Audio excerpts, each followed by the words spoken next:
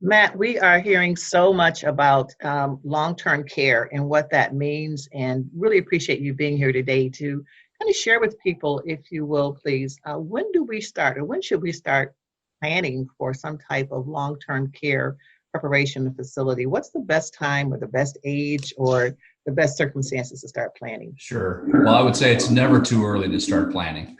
A lot of times when we start working with seniors, it's the result of one of two events. The first is some sort of incident that's happened, requires a hospital stay, perhaps, and then the progression to skilled nursing or rehab environment.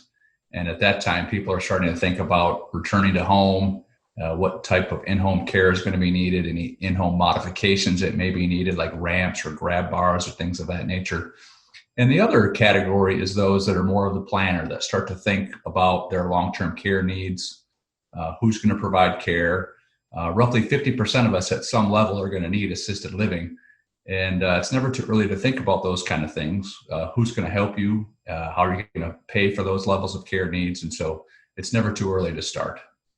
And so when you mention the words assisted living, that has a lot of different definitions, doesn't it, in terms of what that means? So, and also when you talk about too early to start, so when don't wait until someone's sick, start planning prior to that time, right? Right. And assisted living often is the non-medical types of assistance that people are needed. Sometimes we refer to them as ADLs, or activities of daily living. This is dressing, feeding yourself, mobility issues, getting in and out of bed or into the bathroom. And those levels can change and transition over time as you get stronger or weaker in certain areas. And so it's always important to think about what level of care you might need and what specifically your situation is.